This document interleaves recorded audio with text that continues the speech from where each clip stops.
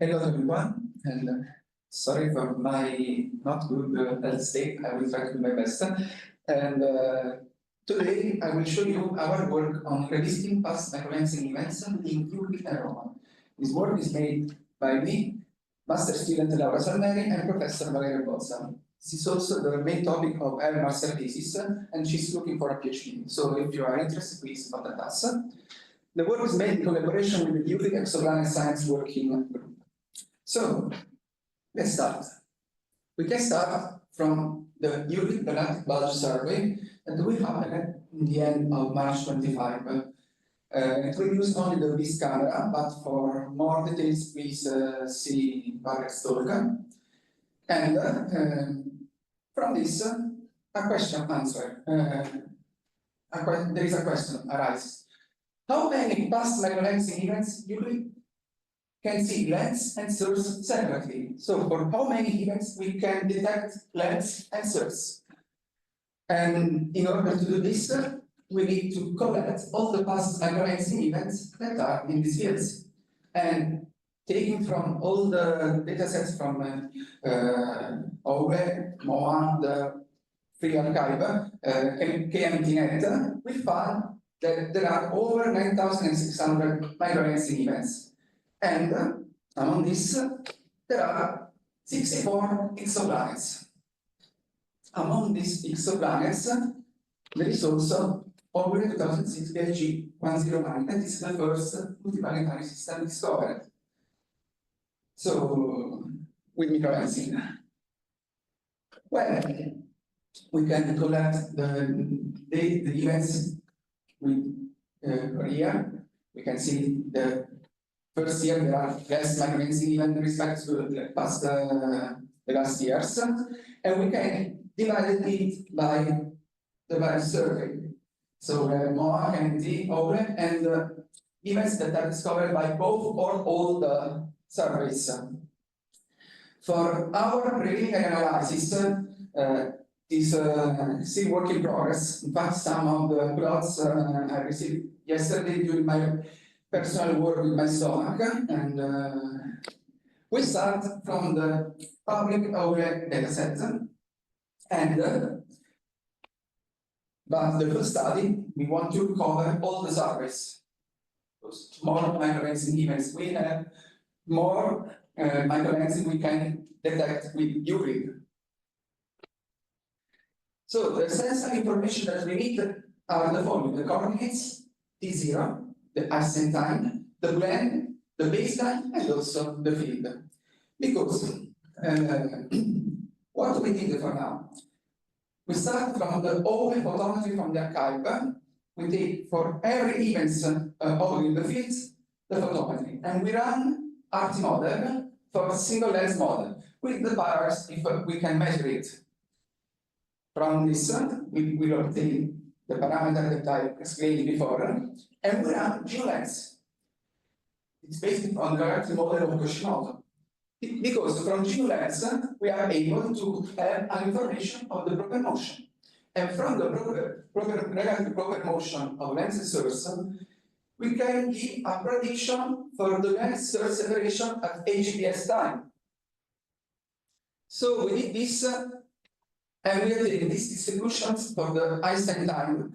It's very interesting because we can have a look for how many short microlensing events we can have, because shorter is the time scale, higher is the probability that we have a big proper motion. Okay. Here, for example, there is an example. We take one event, single lens event, over 2007 LG 544. We take randomly, but with a well-covered good fit, and we take these parameters. But from this, we take only U0, the baseline, and T0. So we run GeoLens, and we obtain all the distributions. We use some constraints, the ascent time, as I said, the parameters if we can measure it, not in this case. And the assumption that the blend flux plus the source flux must be less than the baseline. And for this event, we assume the extinction value for the radial jump of 1.577. So we concentrate on the proper motion.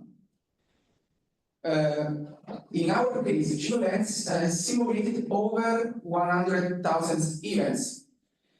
For every of these simulated events, we calculate the predicted separation, delta theta, that is the proper motion that has every single microlensing events, multiplied by the difference between the time of the observation, time in GPS, minus the t0 obtained from the RT model. And we can define the probability to detect lens and source as the ratio between the number of these simulated microlensing events that have a delta theta greater than the PSF of Euclid. And the total number of microlensing events. We know that the PSF of Euclid is more or less 0.18. So, Imon, can you confirm this more or less? Thank you. And for this event, we obtain a probability of only 5%. Keep in mind, this is the probability to have well-separated lens and source, but we can also see both the objects because in the PSF can be some distortions, deformation.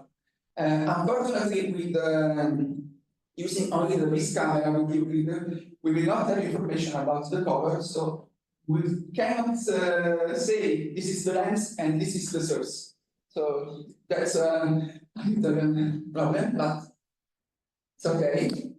And we calculate also for the multiplanetary system, the delta theta. In this case, we didn't consider to use RT model and GeoLens because all the information are in the paper. So we take from the paper, we calculate delta theta, and there is, in this case, a little probability to see lens and source, not well separated, but we can see in the target.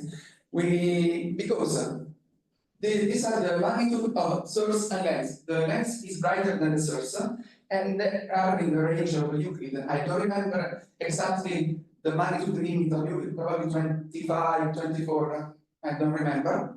But finger crossed that the brighter star will not saturate when Euclid will observe this target. Just a little update, we see that these are not the final fields of Euclid, but the new ones will be presented in the talk of Alex. So, what are the next steps? First of all, we have to include the full datasets available, so the new calibrated data of OGLE and the public release of KMTNet. We will run RT model also for binary events, because for this analysis we only considered single lens events. So this requires very big time. About the exoplanets, our idea is to study with literature. So we don't run RT model, as I said, and GeoLens. We take all the information from the literature. And we will do the same work with Roman, because we can do the same with the Roman fields. So why we do this? We did this work. We can detect lens and source separately, so we can have very accurate measurements for mass and distance of the lens, especially for the non-planets. We need a pipeline for lens detection in Euclid images, so we need your help, JP. And with this work, we can have more information about cellular populations, and this is also a good test for Galactic models. And I can stop here. Thank you. If there are some comments, I guess, or questions, please, you're welcome.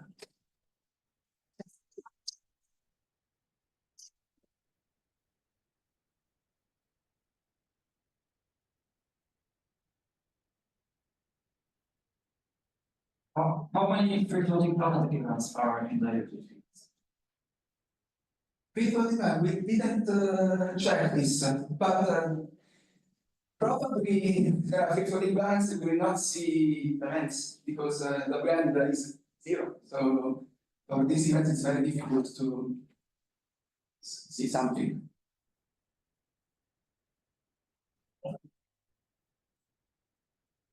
So, the free-floating planet events are usually considered free-floating planet candidates because they could have very host stars at such a separation where you don't see any lensing effect.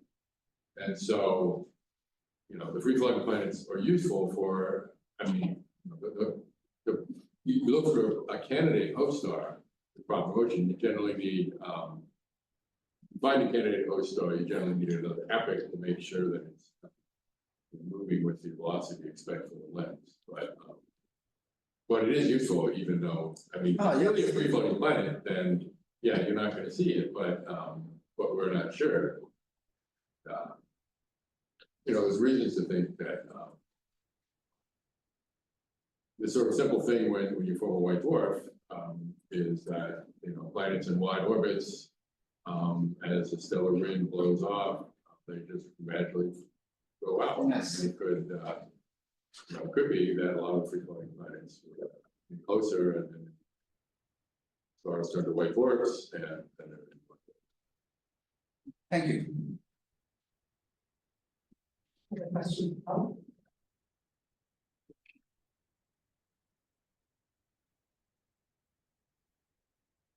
For example, you show probability of 5% to detect separation, but this you can change the criteria a bit because you say 1 pixel, but maybe you can say half a pixel or something. You try that to see how much it changed. We try to see how the probability changes if we a different PSF, because before this news we tried to 0.15 because we base it on the I forgot the threshold limit of the Euclid telescope. So assuming a wavelength of 0.7, that more or less is the E band, and we find the probability was of 12%, so higher. But we can see that this lower limit of the detection of the lens sensors. This is the probability to detect lens sensors well separate, but not the probability to detect lens sensors. Oh. Oh, I have one other question. You sounded like you're doing this only for planet candidates, or are you planning to do it for the whole catalog? All catalogs, yes. Whole events? Yes.